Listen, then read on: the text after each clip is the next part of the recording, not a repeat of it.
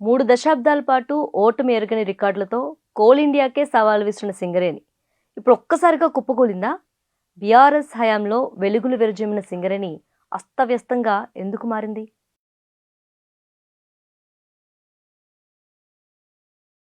కేసీఆర్ పాలనలో 70 మిలియన్ టన్నుల బొగ్గుతో రికార్డులు సృష్టించిన సంస్థ రేవంత్ సర్కార్ అసమర్థ పాలనలో 58 మిలియన్ టన్నులకే ఎందుకు పరిమితమైంది?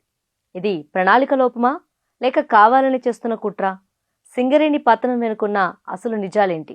సింగరేణి అంటే ఒక బ్రాండ్, రాష్ట్రంలో అత్యధిక లాభాలు ఆర్జించే అతిపెద్ద ప్రభుత్వ రంగ సంస్థ.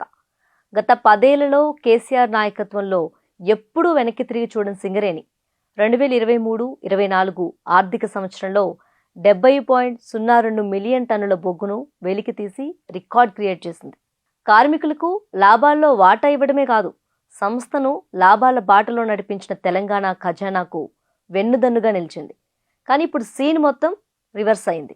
1995-96 ఫైనాన్షియల్ ఇయర్ నుంచి నాన్ స్టాప్గా టార్గెట్ రీచ్ అవుతున్న సింగరేణి ఫస్ట్ టైం 2025-26లో వెనకబడింది.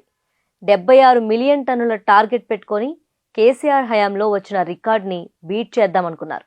కానీ అది కాస్త ఆదిలోనే మంగళం పాడింది. ఫైనాన్షియల్ ఇయర్ ఫస్ట్ మంత్ ఏప్రిల్లోనే 4.84 లక్షల టన్నుల బొగ్గు ఉత్పత్తి తక్కువగా వచ్చింది. ఆ తర్వాత ప్రతి నెలలోనూ ఇదే సీన్ రిపీట్ అయింది.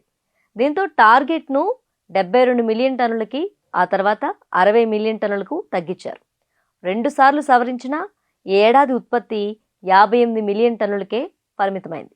అంటే దాదాపు 18 మిలియన్ టన్నుల లాస్ అన్నమాట.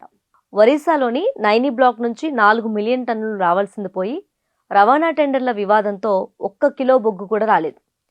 వీకే coal mines, Goleti OCP, GK OCP ఇలా 5 గనుల నుంచి జులైలోనే ఉత్పత్తి స్టార్ట్ చేయాలి. బట్ అటవీ పర్యావరణ అనుమతులు తేవడంలో ప్రభుత్వం ఘోరంగా విఫలమైంది. రాబోయే 5 ఏళ్లలో 100 మిలియన్ టన్నుల టార్గెట్ అని కలలు కన్నారు. కానీ గ్రౌండ్ లెవెల్లో చూస్తే వర్షాకాలంలో పోయిన ఉత్పత్తిని కవర్ చేసే ప్లానే లేదు. అండర్ గ్రౌండ్ మైన్లు వరుసగా మూతపడుతున్నాయి. ఉత్పత్తి తగ్గితే పర్లేదనుకోవటానికి సింగరేణి చిన్న సంస్థ కాదు. 45,000 మంది కార్మికుల రక్తం, చెమట ఇందులో ఉంది.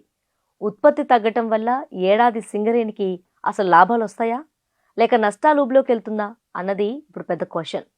కేసీఆర్ పాలనలో వెలుగులు విరజిమ్మిన సింగరేణి ఇప్పుడు చీకట్లోకి జారిపోతుంది.